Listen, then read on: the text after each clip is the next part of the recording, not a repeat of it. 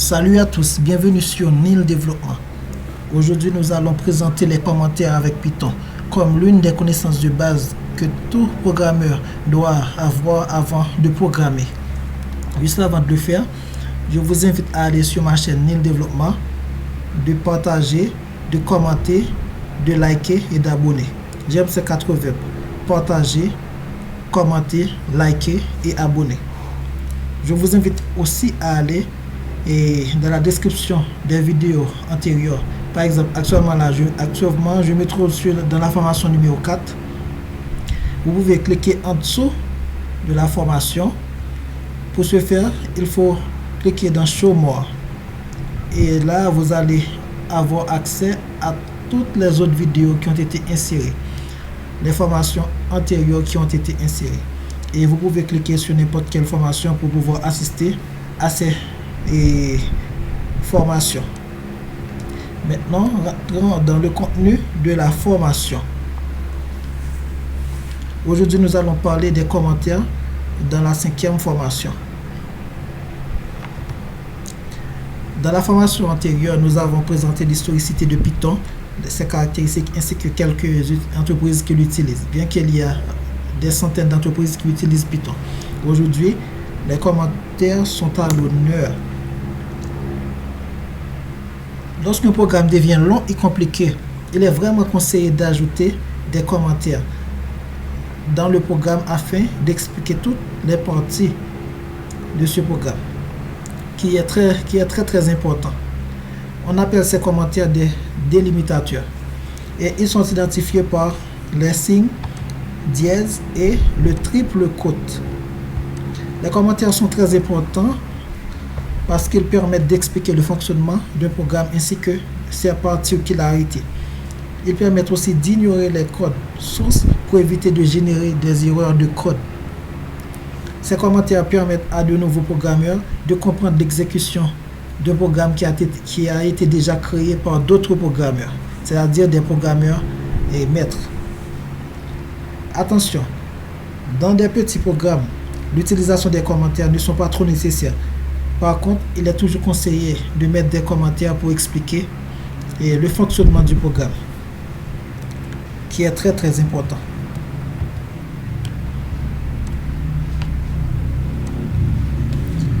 Il y a 2 formes de commentaires, comme les commentaires uniligne et les commentaires multiligne. Les commentaires uniligne sont identifiés par le signe dièse. Nous avons un exemple, et ceci est un commentaire uniligne par la phrase "This is single line Python comment". Quant au commentaire multiligne, il commence par le signe triple quote en début de phrase et se termine en fin de phrase toujours par le signe triple quote. Ceci est un exemple.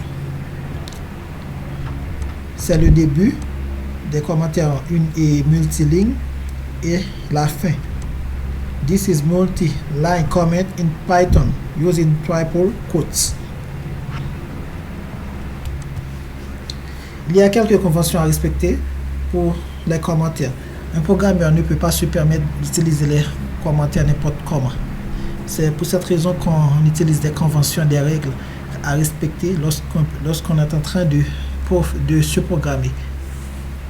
Par exemple, les commentaires peuvent être placés n'importe où dans un fichier source en fonction des catégories des blocs d'instructions. Parce que dans un programme, un programme peut avoir plusieurs blocs d'instructions et pour chacun de ces blocs, on peut mettre des commentaires à l'intérieur pour identifier ce que fait ce bloc d'instructions.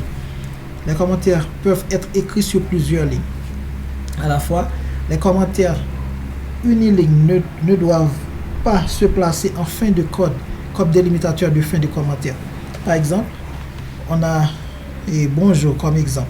Si on le considère comme une ligne de code, le commentaire uniligne ne doit pas se placer en fin. Il doit se placer de préférence au début, si on ne veut pas à l'interpréteur d'interpréter ce code. Ensuite, les commentaires ne doivent pas être imbriqués. Par exemple, nous avons par ici bonjour, toujours avec le verbe bonjour. Lorsqu'il y a imbrication de commentaires, il va se placer comme ça. Je vais le mettre pour que vous puissiez voir. Ici, c'est lubrication. C'est un premier commentaire qui débute par ici et se termine ici. Deuxième niveau de commentaire qui commence par ici et qui se termine par ici. Ceci, c'est une forme d'imbrication, c'est-à-dire des commentaires qui se placent à l'intérieur d'autres commentaires. Mais la convention interdit l'imbrication des commentaires. C'est pour cette raison que je vais enlever les commentaires, ce niveau imbriqué du commentaire. Ensuite, les commentaires ne doivent pas couper un mot du programme en deux. Ils ne doivent pas couper une ligne de code en deux. Par exemple, nous avons bonjour. On ne peut pas mettre ici, on ne peut pas dire bonjour et puis bon, ensuite commentaire jour. Ça ne fait pas sens. C'est ce qu'on appelle la coupure d'un mot en deux par un commentaire. Je vais enlever cela juste pour vous montrer. Un commentaire ne doit pas couper un mot du programme en deux.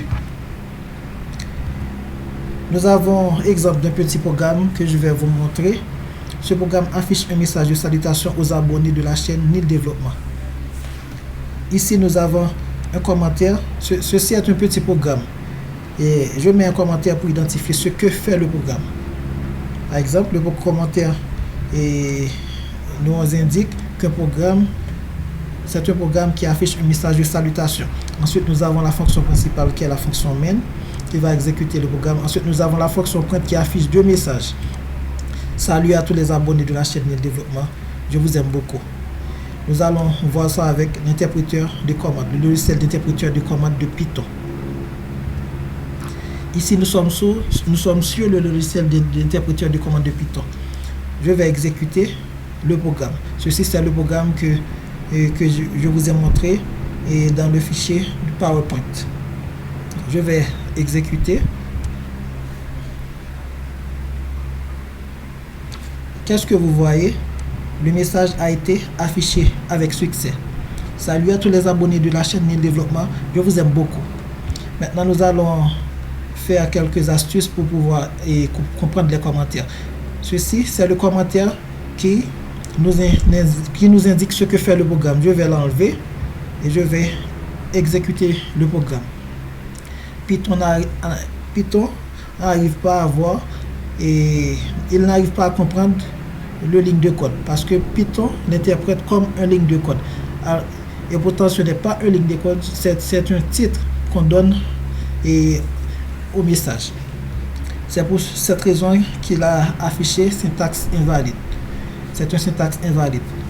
Je vais remettre le commentaire. Je vais réexécuter. Et c'est bon. Il n'y a pas d'erreur. Je vais mettre le commentaire uniligne par ici. Je vais exécuter à nouveau. Qu'est-ce que vous voyez? Le second message a été affiché, tandis que le premier message n'a pas été affiché. C'est ce que je vous dis. Le commentaire empêche à l'interpréteur d'interpréter et d'exécuter des lignes de code. Et si je mets le commentaire uniligne dans la deuxième partie, je vais voir Python affiche des erreurs, des syntaxes parce qu'il n'arrive pas à voir le message à afficher. Je vais enlever les commentaires uniligne. Je vais exécuter à nouveau. Tout est rentré en ordre. Maintenant, je vais utiliser les commentaires multiligne. Triple quote au début, triple quote à la fin. Je vais exécuter.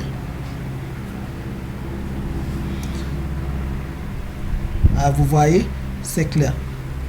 Si vous voulez empêcher à Python de voir une partie d'un programme ou tout le programme, il ne suffit que d'utiliser le commentaire multiligne, triple quote au début et triple quote à la fin du programme. Je vais exécuter, vous allez voir ce qui va se passer. Et l'interpréteur n'arrive pas à voir le programme parce que le commentaire empêche à l'interpréteur de Python de voir les lignes de code. Les commentaires multilignes sont très efficaces lorsque vous voulez empêcher à l'interpréteur de voir plusieurs lignes de code. Parce que si vous dites que vous allez utiliser les commentaires uniligne dans chaque partie, dans chaque ligne, ceci va prendre beaucoup plus de temps et vous allez faire beaucoup plus de travail. Par exemple, mettre un commentaire uniligne par ici, et venez par ici, mettre un commentaire uniligne.